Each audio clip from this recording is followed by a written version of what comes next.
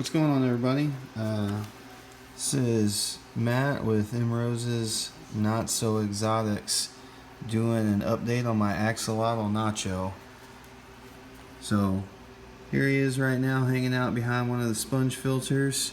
If you watched one of my earlier videos, his gill stalks were pretty, they weren't very feathery, and in the last week or so, I mean, they've grown so much. So I want to do a quick tank update.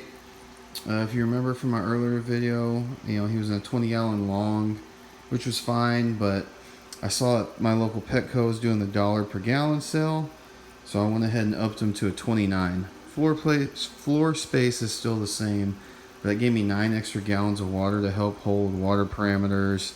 It's more temperature stable, things like that. And the other thing I've done is put them on play sand. Sand is a pain. I'm not sure I like it, but I hated seeing him slip around when he was trying to get anywhere.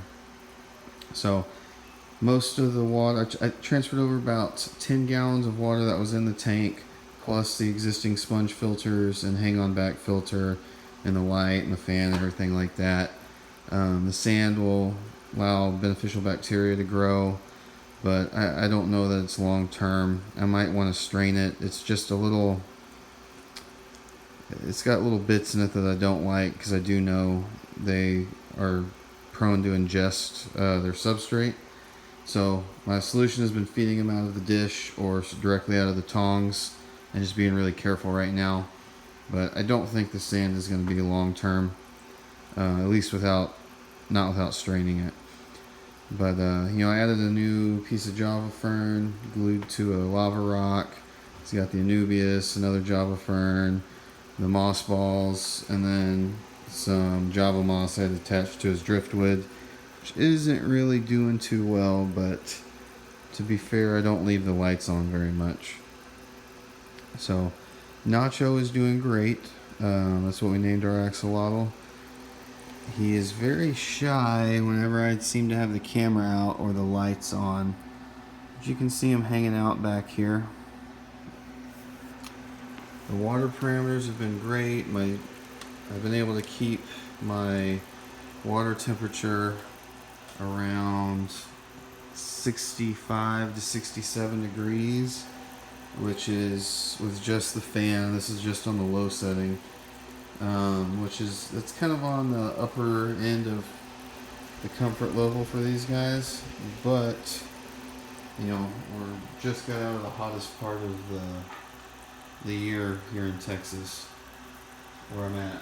But I'm gonna see if I can get him to eat on camera. I doubt it, but I'm trying not to wobble the camera too much while I get a piece of earthworm.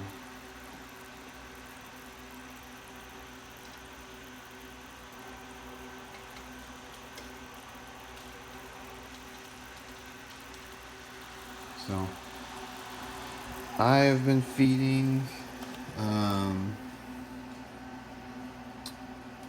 red wigglers. See if that'll catch his attention. It didn't fall how I wanted it to, but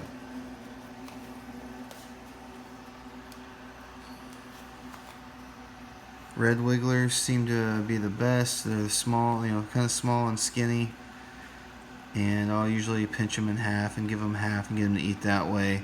And he has taken whole ones before. Let's see if I can find a better piece. I have a cup off to the side. Here, let's see if I can get his attention with the whole one.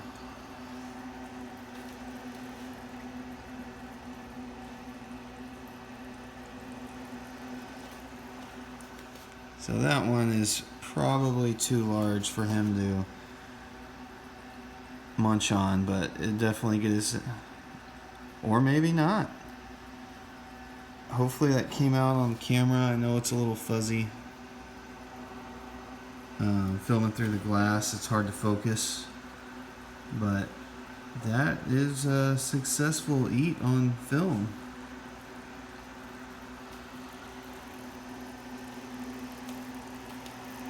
I wish I would have focused a little bit better for y'all, but he typically gets 2 red wigglers in the morning, maybe 2 in the afternoon. Also, I'm trying to supplement with some axolotl pellets. And the way I've been successful at doing that, I'm actually using these pellets right here from Josh's Frogs. Great company if you keep dart frogs, and they have supplies for other animals as well. But the way I've been trying to get him to eat the pellets is I'll soak like a half cube of frozen bloodworms and some tank water in a shot glass. And once they've kind of settled to the bottom, I'll toss in 4 or 5 of these pellets and put some fingers over the top. And I'll slowly put it in the water and let the cup fill up and slowly pour it into his dish down here and slowly take it out. So what that does is it keeps the bloodworms from spreading out all over the tank. Those pellets sit with the bloodworms, and he'll come within a couple minutes and start munching on them. And half a bloodworm cube, he eats it all, so I don't have much that I need to clean up. And he's started taking the pellets that I include with it, so it's really been working out. He's growing. I was out of town for a week, and he kind of was a finicky eater, but he seems to be back on track. So I don't know why I love these things so much, but he's one of the coolest pets I've ever had. He doesn't do a whole lot except for hang out. He'll swim around every now and then. But I love watching him just kind of explore his tank and, munch on worms and red wigglers. So he's back there still chewing on that red wiggler. I'm glad he was able to take the whole thing. That was a rather large one. Usually I pinch them in half, but it's kind of hard to do, holding the phone with my hand. So anyway, I thought maybe I'd want an update. If you're thinking about keeping an axolotl, just make sure you can keep the water temperature in check. For me, that's been the biggest struggle, but this fan seems to do it, and it's not even on the highest setting. The fan and the surface agitation from the sponge filters, I think, is what's doing the trick for me. I can tell he's growing. His gills are growing. Pretty soon I'm going to have to get a bigger piece of PVC pipe for him, even though I've only seen him in it like once. It's not recommended to keep anything in the tank with them, but I have 4 endlers that I use to cycle the tank, and I threw some shrimp in here just to help clean up. If he eats the shrimp, so be it. I've lost a few, no big deal. So anyways, thanks for watching my channel. I'm really trying to get to 200 subscribers. Please like and share, and if you have any questions or comments, let me know. I'll do my best to answer all of them. Thanks, everybody.